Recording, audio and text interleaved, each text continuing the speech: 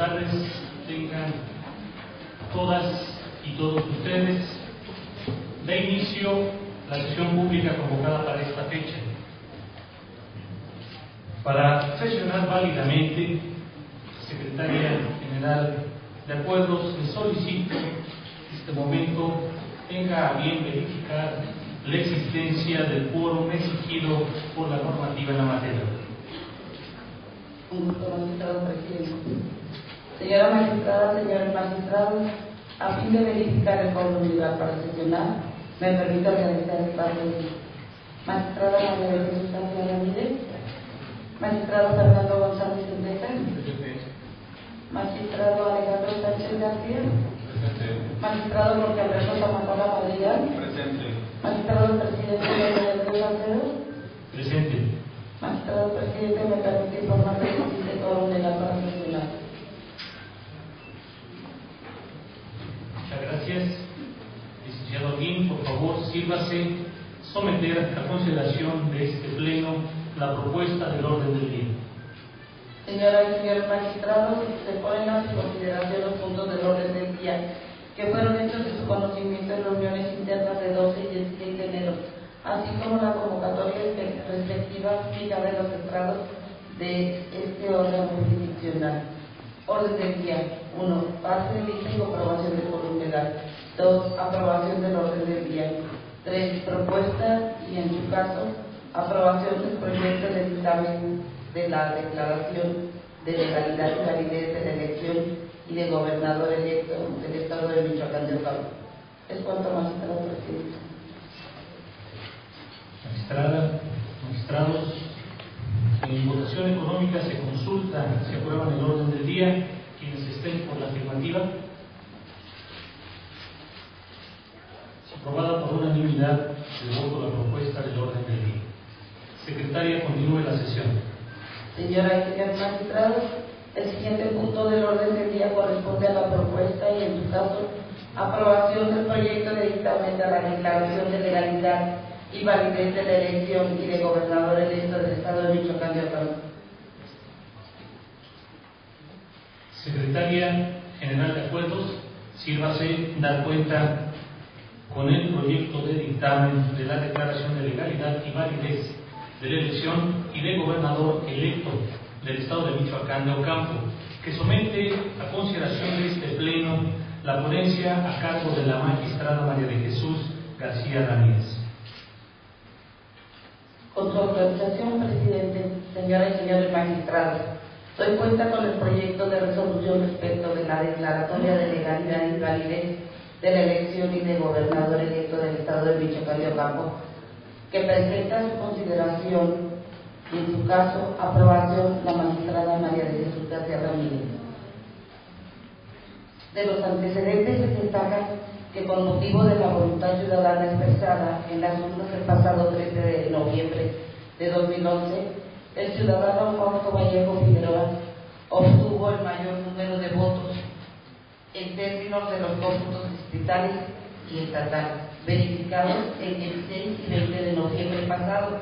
razón por la cual el Instituto Electoral de Michoacán otorgó la respectiva constancia de mayoría.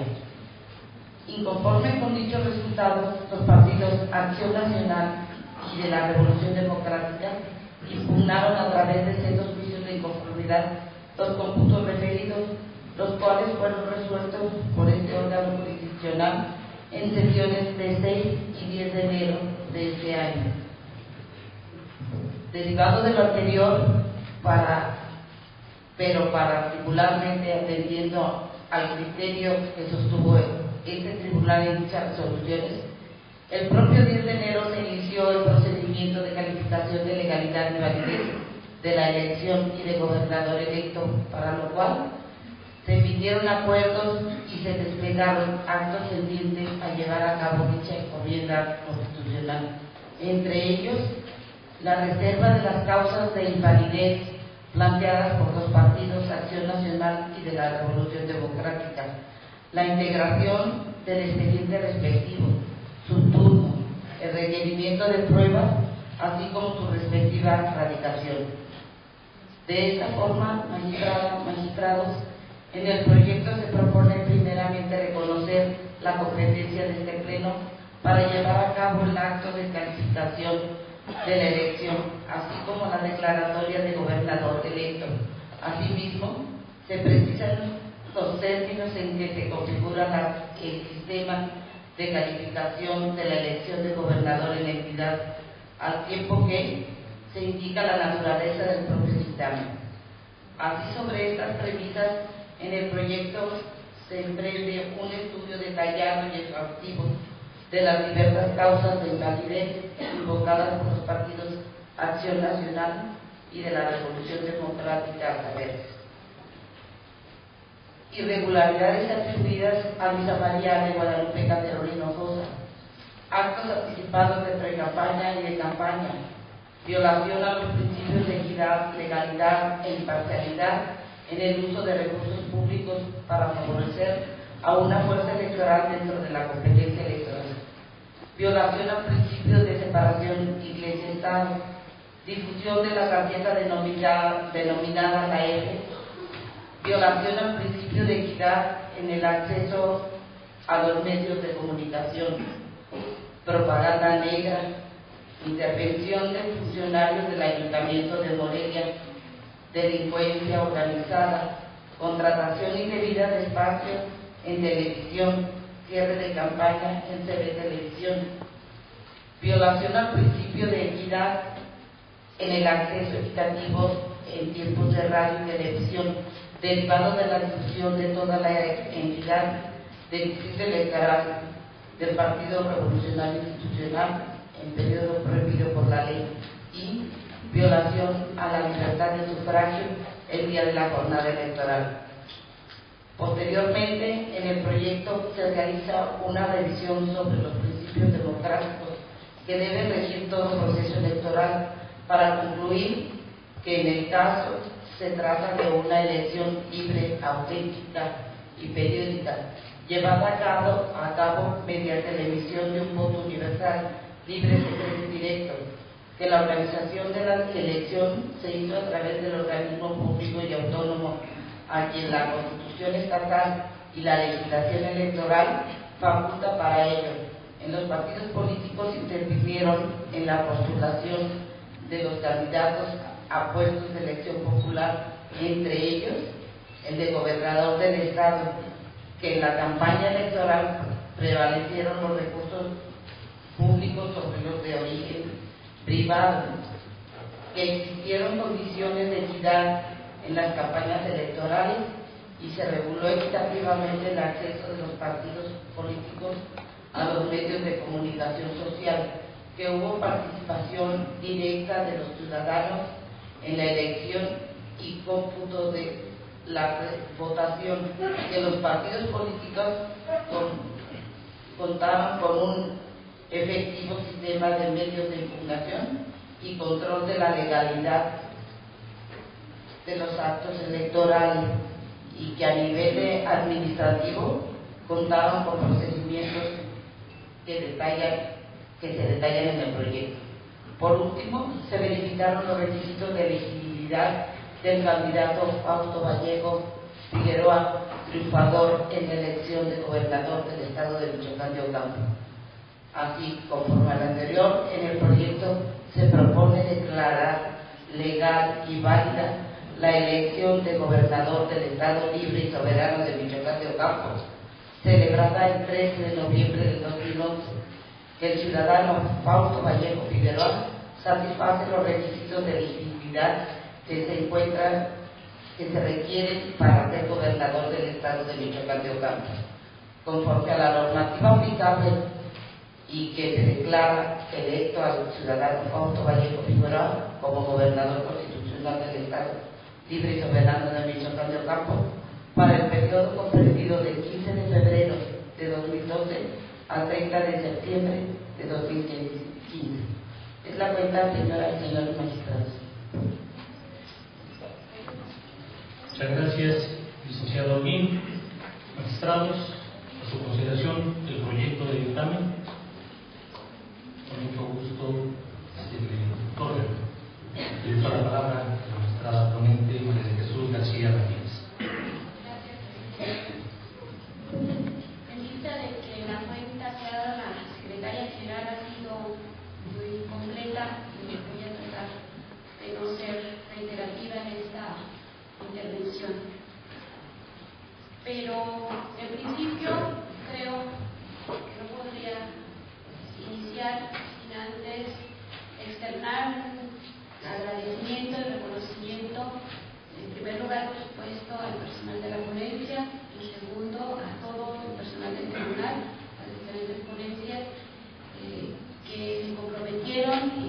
auxiliaron en la elaboración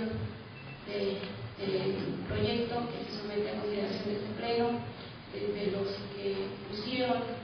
un folio o un sello a algunas de las 28,000 hojas que integran el expediente. De lo contrario, no habría sido posible cumplir con la encomienda que el pleno nos asignó. Dicho esto, quiero empezar diciendo que estoy plenamente convencida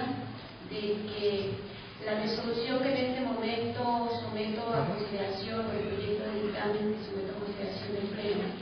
es sin duda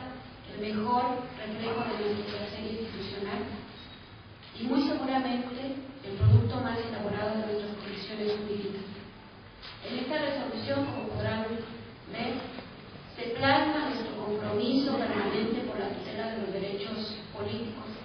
incluso desde un enfoque convencional, y creo que con ello hacemos efectiva alguna frase que hace unos años pronunció en este salón precisamente don Miguel Tarufo, de que si no se cuenta con la garantía de la jurisdicción, los derechos simplemente se convierten en declaraciones retóricas. Sin duda, de aprobarse el proyecto de dictamen que sometemos a su consideración, estaremos reafirmando nuestras condiciones estrictamente de orden jurídico planteadas a lo largo de todos y cada uno de los asuntos que hemos venido resolviendo. Conciliamos, pues, de esta manera nuestra vocación garantista y refrendamos al mismo tiempo nuestra imparcialidad, nuestra independencia y nuestra autonomía. Revaloramos el papel y la importancia de las instituciones democráticas estatales, pero sobre todo es una resolución que en sus razones sustenta la legitimidad de nuestra función jurisdiccional. De esta manera cumplimos con una de las obligaciones principales de todo juzgador, de fundar y motivar debidamente sus decisiones. En este momento creo necesario, a riesgo de ser reiterativa con lo que hemos establecido en otras sesiones, que con esta determinación o con la determinación que se suma en esta sesión pública, daremos por concluida o concluido el sistema de calificación de la elección de gobernador. Ya lo decíamos en unas sesiones previas, que este sistema se integra o se conforma por dos etapas principales. Las dos primeras que tienen que ver con la resolución de los juicios de inconformidad en contra de los cómputos distritales y estatales, estos últimos donde el Pleno determinó reservar los argumentos de invalidez que se hicieron valer para analizarlos en este momento. Y este último, que es, insisto, la conclusión propiamente de esta calificación, donde lo que estamos o lo que estaremos haciendo será, en un primer momento, analizando esos argumentos de invalidez que determinó el Pleno reservar en las resoluciones de los juicios de inconformidad promovidos en contra de los cómputos estatales de la elección. Y por otro lado, como también ya se mencionaba en la cuenta, es revisar que la elección haya cumplido con todos y cada uno de los requisitos esenciales para considerarla democrática y auténtica, y a la vez verificar que en su caso el candidato que obtuvo el mayor número de votos cumpla con los requisitos que constitucional y legalmente debe tener para poder ejercer el cargo. Dicho esto, quiero centrar mi participación en tres temas específicos. El primero, que se trata de los actos anticipados de pre-campaña y campaña que se atribuyeron al entonces candidato a gobernador del Estado, Fausto Vallejo, la violación al principio de equidad en el acceso a medios de comunicación y, por supuesto, la violación al principio de equidad derivado del distintivo del Partido Revolucionario Institucional que portó el boxeador Márquez en alguna pelea fuera del país. En cuanto vea los actos anticipados de campaña y pre-campaña, como podrán ver o como pudieron darse cuenta en el proyecto de dictamen que se somete a consideración del Pleno y, por supuesto, de la lectura de los escritos que contienen los argumentos de validez de la elección, se hace consistir en que previo a los periodos legalmente permitidos se hizo campaña por parte del entonces candidato al gobierno del Estado del Partido Revolucionario Institucional y Verde Ecologista de México, y que a su vez en este ejercicio, en esos actos anticipados de pre-campaña, se ejercieron recursos de la administración municipal y que además no estaba justificada su actividad de pre-campaña, tomando en consideración que era el único candidato del Partido Revolucionario Institucional. En el proyecto se propone desestimar los argumentos que al respecto se hacen valer, considerando que para acreditar su dicho, los partidos políticos Acción Nacional, Nueva Alianza y de la Revolución Democrática exclusivamente ofrecieron una gran cantidad de notas periodísticas, de las que un alto porcentaje da cuenta de actividades del entonces presidente municipal en ejercicio precisamente de su cargo. Y por otro lado, porque si bien es cierto que fue el único candidato del Partido Revolucionario Institucional, también lo es que consideramos que no le es aplicable la tesis de Baja California que se pretende aplicarle, porque precisamente esa tesis que habla de que cuando se trata de un candidato único no se justifica el hacer una pre-campaña, pues lo cierto es que también hay un precedente, o sea, interpretado por parte de la Sala Superior del Poder Judicial de la Federación, que aun y cuando sea un candidato único, como no está asegurada la candidatura, pues se tiene derecho a hacer actos de pre-campaña. Por cuando vea la violación al principio de equidad en el acceso a los medios de comunicación, también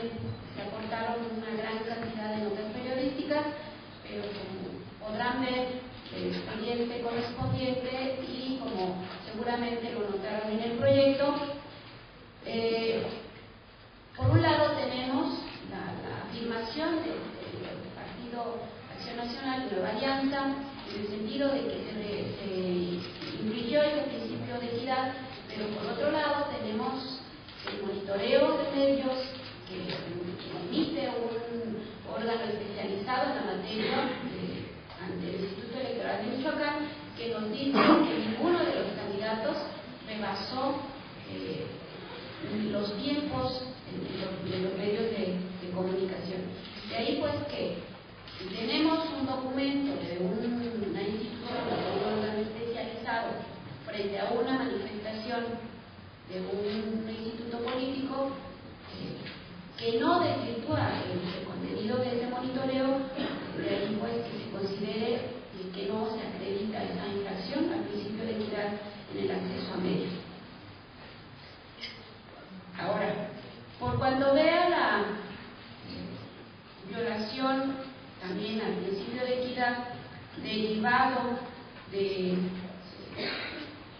logotipo o el distintivo del Partido Revolucionario Institucional que portó el boxeador mexicano el pasado 13 de noviembre en Las Vegas, Nevada, Estados Unidos. También se considera que no actualiza una infracción al principio de equidad. Y es que, si bien es cierto que en el régimen administrativo sancionador existe el criterio de que los partidos políticos pueden ser responsables por los actos que simpatizantes, dirigentes o militantes o vinculadas con personas vinculadas con el propio instituto, cuando participen mediante una acción o una omisión en la preparación, ejecución o ayuda para la comisión de algún ilícito, lo cual se verifica a través de la denominada culpa y vigilando, esto es, por incumplir su deber de garantes por la falta razonable de supervisión o acción para prevenir, impedir, interrumpir o rechazar los actos ilícitos que realizan dichas personas, con motivo de la supuesta ilegalidad consistente en la incorporación del emblema del Partido Revolucionario Institucional, en el calzoncillo del pugilista mexicano Juan Manuel Márquez, tenemos una conducta del Partido Revolucionario Institucional que considero que hay que destacar. Y esa conducta consistió precisamente en un deslinde que de manera expresa se hizo ante los órganos electorales, tanto local como federal. Así, el 13 de noviembre de 2011, y están las constancias también en el expediente que se resuelve, en la sesión permanente de inicio de jornada electoral del Consejo del Instituto Electoral de Michoacán, el representante suplente del partido manifestó lo siguiente, voy a permitirme leerlo para mayor claridad. Abro comillas. Nos deslindamos públicamente en este momento de la aparición y la transmisión de esa pelea. Nosotros en principio no mandamos hacer ningún calzoncillo con el logotipo de nuestro partido. Desde luego que la transmisión y difusión de ese logotipo en este programa no necesariamente acarrea un beneficio a nuestro partido, sino también un perjuicio, y sobre todo que para hacerlo valer en relación al resultado de la elección, nosotros en este momento nos deslindamos públicamente de esa transmisión y vamos a presentar también nuestra denuncia para que se inicie un procedimiento y se haga la investigación. Esto por cuanto ve al Instituto Electoral de Michoacán. Pero también, mediante escrito del 14 de noviembre del año pasado, el representante del Partido Revolucionario Institucional suscribió un escrito mediante el cual también, esencialmente, se deslindó de la contratación del emblema en el calzoncillo de Lisa Márquez en la pelea de boxe que venimos a hablar, presentándolo ante el Instituto Federal Electoral. Por eso decía yo que hubo un deslinde expreso, no solo ante la autoridad electoral administrativa del Estado, sino también ante el Instituto Federal Electoral. Y este escrito fue más o menos del tenor siguiente. Dice así: precisamos que mi representado no solicitó ni contrató o promovió que el emblema del Partido Revolucionario Institucional apareciera en el atuendo del boxeador. Por lo tanto, desde este momento se deslinda mi representado de tales hechos. El deslinde que se propone se da en virtud de que se trata de terceras personas